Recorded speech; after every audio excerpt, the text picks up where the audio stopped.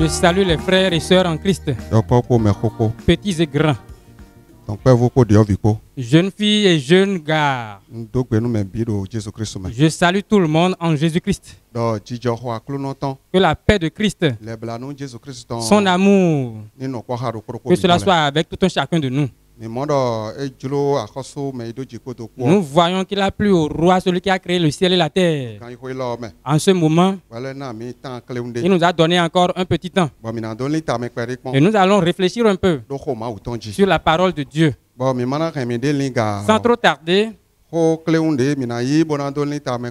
petit thème que nous allons prendre pour réfléchir un peu dans nos déplacements est intitulé La nouvelle vie que nous avons en Christ. La nouvelle vie que nous avons en Christ. C'est de ça que nous allons parler. Avant de parler de cela, en voulant parler de la nouvelle vie, cela veut dire qu'il y a une ancienne vie. Il existe une ancienne vie.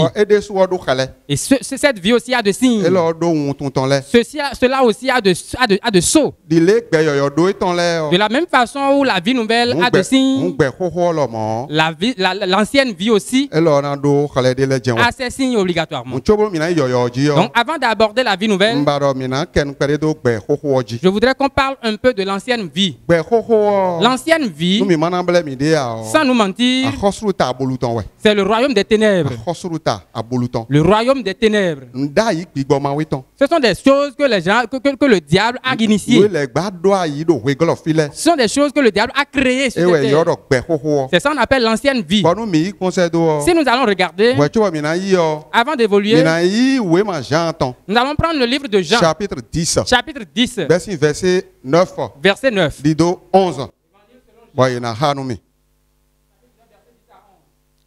Ça y est. Le voleur ne vient que pour dérober, égorger et détruire. Moi, je suis venu afin que les brebis aient la vie. C'est Jésus qui parle. Il dit, je suis venu afin que les brebis aient la vie. Et qu'elles soient dans l'abondance. Je suis le bon berger. Le bon berger donne sa vie pour ses brebis. Mais le mercenaire qui n'est pas le berger et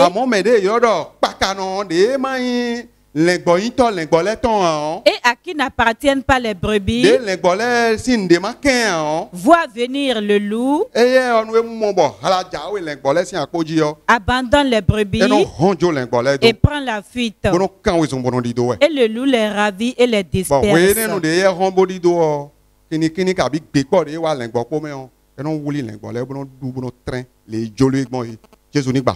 Que Dieu, nous allons prier. Seigneur Jésus, Seigneur de paix, miséricordieux, descends, règne. Voilà ta parole. La vie qui en est, qu'elle pénètre dans nos cœurs. Seigneur, bénis ta parole. Au nom de Jésus-Christ. La nouvelle vie que nous avons en Christ. D'entrée, je dis, avant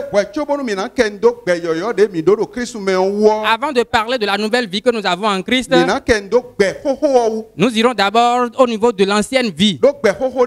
Parce qu'il y avait une ancienne vie et qui a ses signes et ça a ses façons de faire. Et les hommes dans cette vie sur cette terre, en voulant parler, ils disent qu'ils sont en train de faire la vie. Ils sont en train de manger la vie. Et quand on regarde ce qu'ils mangent et disent qu'ils sont en train de manger la vie, c'est dans la foi que nous avons trouvé cela. Que c'est la mort. La vie que les gens mangent sur cette terre et qui sont en train de dire qu'ils font la vie, c'est la mort. Ce que l'homme mange, l'eau que l'homme boit, les boissons que l'homme prend, les vêtements dont se revêt l'homme, la moto que l'homme conduit, le véhicule qu'il conduit, l'avion qu'il prend, le bateau qu'il prend, les pays lointains dans lesquels ils vont. Ils se disent qu'ils sont en train de manger la vie, ils font la vie. Mais ils ont oublié qu'il y a une autre nourriture qui surpasse celle-là. Il y a des vêtements qui dépassent ces vêtements-là. Il y a un avion qui dépasse cet avion. Il y a autre bateau qui dépasse ces bateaux. Et il y a un jour qui vient. Et il y a un jour qui court et vient. Et ceux qui comprennent la parole que je dis, c'est à eux la vie éternelle. Parce que la vie que les gens font sur cette terre et qui disent qu'ils mangent la vie, eux-mêmes ils sont dans l'incompréhension. Et ils se disent dans leur cœur qu'ils sont en train de manger le feu, ils sont en train de manger la vie. Ils sont en train de faire le feu de la vie.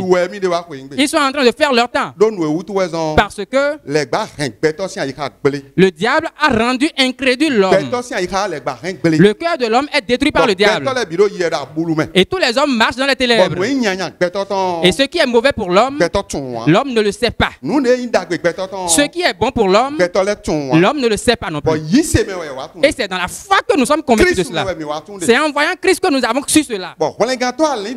Et le sauveur des âmes, il nous a fait comprendre cela. Dans sa parole, il dit que c'est lui qui a rendu la vie aux hommes. Et la vie éternelle, si quelqu'un doit avoir sur cette terre, la vie éternelle, si quelqu'un doit l'avoir sur cette terre, il faut d'abord venir à lui, Jésus, avant de l'avoir. Sans lui, Jésus, personne ne peut avoir cette vie. La raison est que le péché a déjà détruit le monde. La première terre, qui est la terre des anges, le péché est venu et l'a détruit. Il est venu, il l'a détruit. Et il a dit, l'homme ne va jamais trouver un bienfait. Dans le livre d'Ézéchiel au chapitre 28, verset 11. Si nous lisons jusqu'au verset 19, nous voyons que ce passage nous a dit beaucoup de choses sur quelqu'un. Et cet homme, on l'appelle Lucifer. Et Dieu lui avait donné une puissance. Et cette gloire, ça l'a entraîné dans l'égoïsme. Et cet égoïsme, cet orgueil, l'a amené à dire ce qu'il ne doit pas dire, ce qu'il ne doit pas faire, ce qu'il ne doit pas penser. Cet orgueil l'a amené là. En ce moment, le verset 17 du passage qui est demandé, qu'est-ce qu'il a dit? Ton cœur s'est élevé à cause de ta beauté.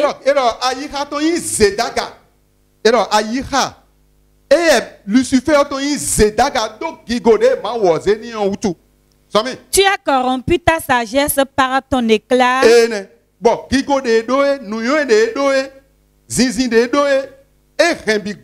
La sagesse qu'il a, l'intelligence qu'il a, il a détruit tout ça. Je te jette par terre. Amen. C'est ça la chute. La première chute. Que la vie des anges avait eu.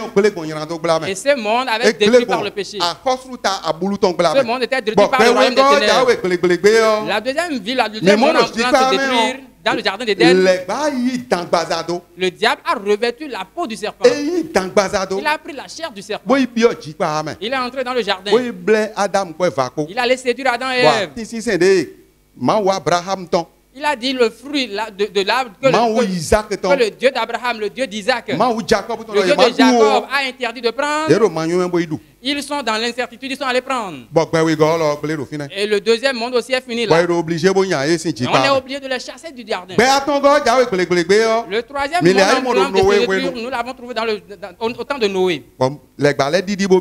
Le diable est encore venu dans ce monde. Il est entré dans la vie de Noé. Il a détruit le troisième monde au temps de Noé. Voilà que l'eau est venue détruire le monde. Après cela, le quatrième monde, c'est ça, nous sommes en train de vivre actuellement. Le diable a encore amené le péché. Il a amené le péché, il a introduit le péché. La colère, les querelles, les disputes, les méchancetés. Et le sauveur des hommes a dit, il a dit ce ne sera pas ainsi. Lui-même, il va venir. Et il viendra prendre possession de la mort. L'autre Christ a dit, il va engloutir la mort dans la victoire. Et il a accepté. Il est venu sur cette terre. Il est venu faire l'œuvre salvatrice. Et c'est dans cette œuvre qu'il a dit que la mort a été engloutie dans la victoire. Il dit, oh mort, où est ton aiguillon? Où est ta victoire? Parce que la mort n'a plus de pouvoir. Au moment où Christ a accepté pour faire l'œuvre salvatrice, la mort n'a plus de pouvoir. C'est dans ça qu'il a dit. Le passage que nous avons pris pour commencer notre thème, il est en train de nous dire à partir du verset 9, continuez. Je suis la porte. Si quelqu'un entre par moi, il sera sauvé. Donc si quelqu'un se laisse à Jésus, si quelqu'un laisse son cœur à Jésus-Christ, si quelqu'un accepte Jésus-Christ comme le sauveur, il est clair que celui-là, il aura la vie éternelle. Il va vaincre l'ennemi. Continuez la lecture.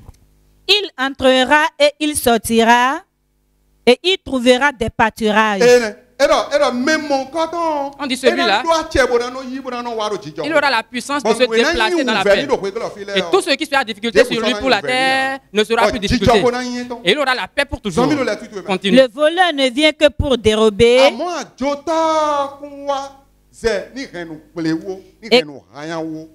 égorger et détruire. Moi, je suis venu afin que les brebis aient la vie. Qui est ce voleur? Qui est ce voleur? C'est le diable. C'est lui qui est encore venu. Il est venu dans ce monde, dans ce quatrième monde. Il a dit qu'il va détruire ce monde. Jésus-Christ a dit non. La raison est que il est venu pour se donner aux hommes. Comment se fait-il que lui, diable, va dire qu'il va arracher les hommes? Qu'il a dit que c'est un combat. C'est pour ça qu'il a dit, je suis le chemin, la vérité et la vie. Je suis le chemin, la vérité et la vie. Quand le voleur est venu, quand l'ennemi est venu, quand le diable est venu pour détruire la vie des hommes, je ne vais pas lui donner accès. Continue la lecture. Moi, je suis venu afin que les brebis aient la vie. C'est pour ça qu'il a dit, je suis venu pour que les brebis aient la vie. Et qu'elles soient dans l'abondance. Je suis le bon berger. Le bon berger donne sa vie pour ses brebis. Je voudrais vous demander, mon frère, ma soeur, est-ce que la vie qui est pour Christ, est-ce que tu l'as? Si tu ne l'as pas, cela veut dire que il te manque une chose dans ta chrétienté. Si tu n'as pas cette vie, cela veut dire que quelque chose te manque dans ta façon d'être enfant de Dieu. Si tu n'as pas cette vie, mieux vaut pour toi de ne pas venir sur cette terre. C'est mieux. Parce que si tu t'es retrouvé dans la foi, ce n'est pas deux choses. C'est pour avoir la vie éternelle. La vie éternelle. Tu dois l'avoir. Et tu dois avoir son signe, son témoignage. Ce n'est pas on va dire tu as la vie. Non, c'est pas ça. Toi-même, tu dois avoir l'assurance de ta vie. Tu dois dire oui, j'ai la vie, effectivement. Et ce qui doit être l'assurance de cette vie, c'est trois petites choses. Et je vais passer seulement sur ces choses. Et nous allons finir parce que nous n'avons pas assez de temps à perdre. La première chose qui va te montrer qu'effectivement tu as la vie, qui est la bonne vie en Christ, c'est que dans le livre d'Hébreux, chapitre 1, verset 1er, il est dit ici que il dit tu dois être quelqu'un et l'esprit de crainte va habiter en toi. Lisez, nous allons voir. À partir du premier verset, Épître de Paul aux Hébreux, chapitre 4. Hébreux chapitre 4, verset 1er.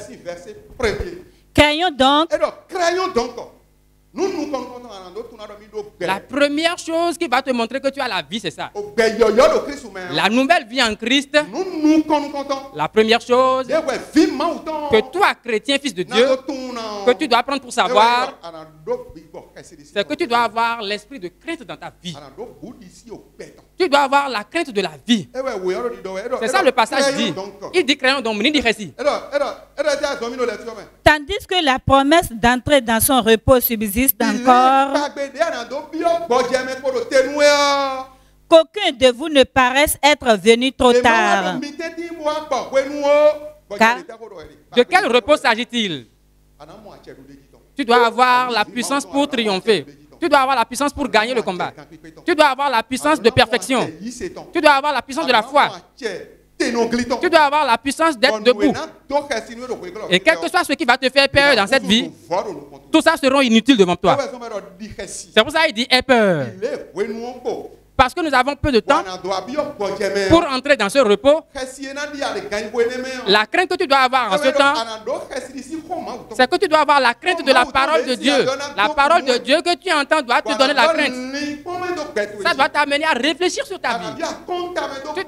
Ça doit t'amener à examiner ta vie. Et ton ancienne vie que tu menais autrefois, avant de te retrouver dans la foi, tu dois commencer par trouver ça à part. À part de la nouvelle vie que tu es en train de voir en Christ.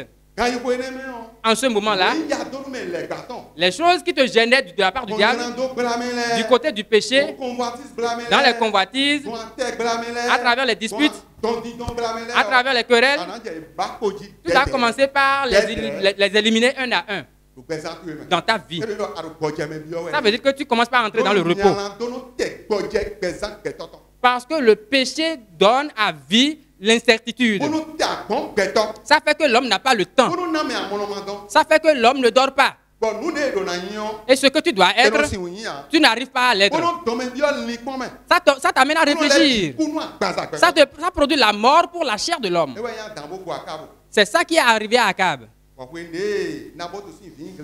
Et au moment où il a convoité la vigne de Naboth, et il n'a pas encore eu le champ là, il a eu l'insomnie. Il ne pouvait plus manger. Il ne pouvait plus boire. Il n'a plus le temps.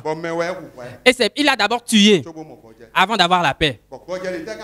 C'est quel repos ça? Il a eu le repos pour l'enfer. C'est pour cela que sa fin, nous avons vu que ça l'a conduit à la mort. Et le passage stipule que comme nous avons encore du temps pour nous reposer ce repos, le repos de la vie éternelle, comme nous avons encore ce temps, nous devons accourir. Nous devons accourir pour ne pas être en retard. La raison est que la crainte, ça délivre du péché.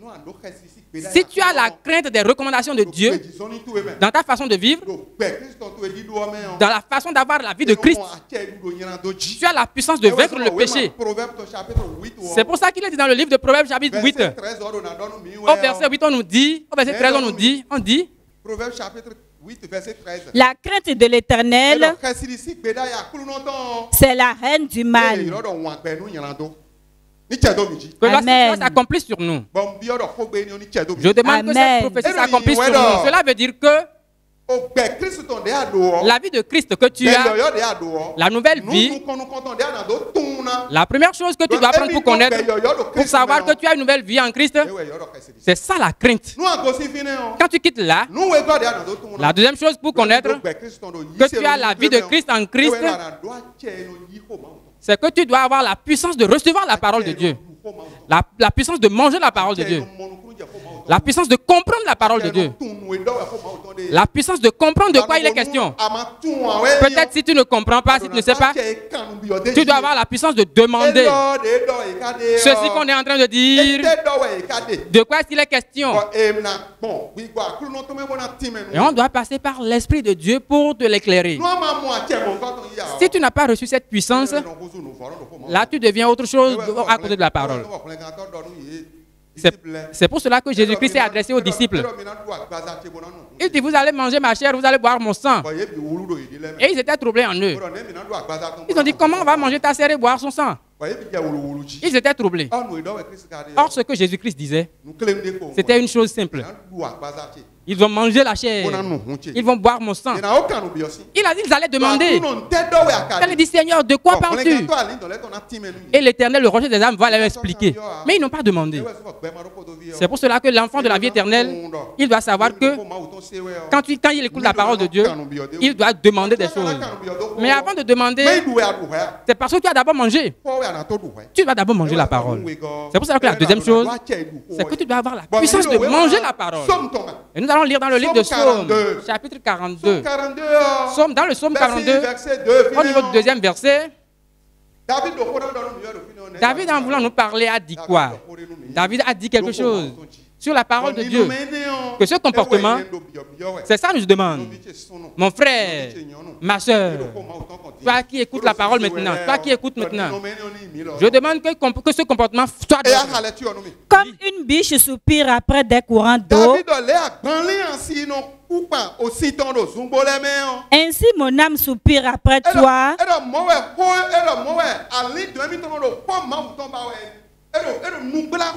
Il a soif de la parole de Dieu. C'est comme ça qu'on connaît ceux qui ont la nouvelle vie en Christ. C'est comme ça qu'on les reconnaît. Ils cherchent la parole de Dieu. Ils sont à la recherche de la parole. Nuit et jour. Même dans l'après-midi, en toute heure. Toutes les heures. Ils sont dans la vision de la parole. C'est pour ça que David, en voulant dire dans Psaume, il dit comme une biche soupire près des courants d'eau et cherche de l'eau. Ainsi mon âme soupire après toi. Et Jérémie 15, verset 16. Jérémie chapitre 15, verset 16. Il stipule. Il dit quoi? Jérémie chapitre 15, verset 16. J'ai recueilli tes paroles. Il dit, Seigneur, j'ai recueilli tes paroles. C'est ce que ça doit être pour les enfants de l'Éternel. Je demande que cela s'accomplisse dans nos vies. Et je les ai dévorés. Et je dévore les paroles. Celui qui a la vie de Christ, la nouvelle vie en Christ, et qui ne mène plus l'ancienne vie, c'est la parole de Dieu qui les intéresse. Le manger. Le manger, c'est pour le ventre, mais la parole de Dieu, c'est pour l'âme, c'est pour l'esprit. Voilà. C'est pour cela que Jérémie, en voulant parler, il dit, j'ai recueilli les paroles. Je les ai dévorées. Continue. Tes paroles ont fait la joie et l'allégresse de mon cœur. Quand j'entends les paroles, Jérémie dit quand il entend les paroles, ça lui donne l'allégresse. Ça lui donne la joie. Qu'il est à l'aise dans la parole. Continue. Car ton nom est invoqué sur moi, éternel Dieu des armées. Amen. La raison est que le nom de l'Éternel est dans son cœur. La vie de Christ, c'est dans son cœur. Le Père, le Fils ont pris place dans sa vie. C'est pour cela qu'il a parlé ainsi. C'est ce que ça doit être pour toi aussi. Si cela n'est pas ainsi pour toi, ne sois pas confiant. Tu vas te dire que tu es enfant de Dieu. Tu vas dire que tu as Jésus comme sauveur. Mais tu n'as pas sa vie. Parce que ceux qui disent Seigneur, Seigneur, n'entreront pas tous dans le royaume des cieux. C'est ce que la parole dit. C'est ce que la Bible nous dit. Donc la deuxième chose, voilà. Simplement, la troisième chose, nous allons vite évoluer. C'est dans l'évangile selon Matthieu. Évangile selon Matthieu, chapitre 18. Nous allons commencer à partir du premier verset. Et ça, on appelle l'humilité. Tu dois avoir une puissance. On appelle ça soumission. La puissance de se soumettre. La puissance d'être calme. Est-ce que tu veux aller dans la vie éternelle? Voilà le chemin. C'est pour ça qu'on nous a dit dans le livre de Philippiens, dans Philippiens, il dit lui qui est Dieu, lui qui a une gloire qui dépasse tout, il s'est humilié. Il s'est humilié. Il est devenu calme. Il a obéi jusqu'à la mort. Quelle mort? La mort de la croix. On appelle cette mort la mort de quoi? De tout. La mort de la pauvreté. Pour délivrer nous, ces enfants, que le diable a déjà enterrés. C'est pour ça que le Dieu, il a eu cette puissance. S'il a eu cette puissance, toi qui t'es habillé aussi et aujourd'hui pour aller dans la vie éternelle, tu dois recouvrir cette puissance. C'est pour cela que le passage que j'ai demandé, lisez. En ce moment, les disciples s'approchèrent de Jésus et dirent: qui donc est le plus grand dans le royaume des cieux? Jésus. Attends. Qui sera le plus grand? C'est ce que les hommes désirent. Je serai plus grand. Nous serons en haut. Nous allons dépasser tout le monde. C'est ce que les âmes cherchent sur cette terre.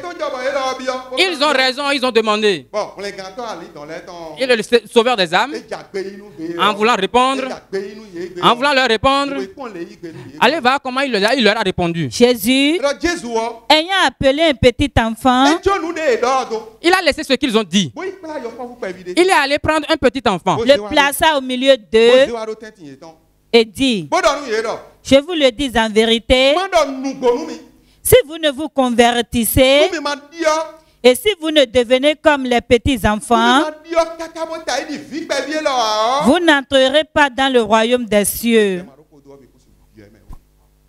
Gloire à Dieu. Alléluia. Gloire à Dieu. Alléluia. Donc, frères en Christ, allez voir cette parole. Donc, on nous a tracé le chemin de la vie. Et dans le livre de 1 Pierre, en voulant marteler, à partir du verset 5, verset 6, en voulant nous parler de cela, voici ce qu'il a dit. 1 Pierre chapitre 5, verset 6, qu'est-ce qu'il a dit? Humiliez-vous donc sous la puissante main de Dieu, donc c'est afin qu'il vous élève au temps convenable. Parce pour que les moments qui seront des moments de tribulation, pour que les moments, lorsque les moments de combat vont venir, lorsque le diable va nous visiter, pour que lui, Jésus-Christ, il puisse nous sauver. La raison est que tu t'es laissé à lui. Et sa vie a pris place en toi. Continue la lecture. Et déchargez-vous sur lui de tous vos soucis, car lui-même prend soin de vous. Parce que lui-même, Christ, il est prêt pour nous venir en aide dans tout ce que nous cherchons. Soyez sobre, veillez. Votre adversaire, le diable, cherchant qui il dévorera. Que le Seigneur épargne nous cela de nous. C'est pour ça que nous allons demander aux frères et sœurs en Christ: est-ce que vous avez la vraie vie de Christ? Si tu ne l'as pas encore, la puissance pour chercher et trouver, je demande à Dieu de nous l'accorder.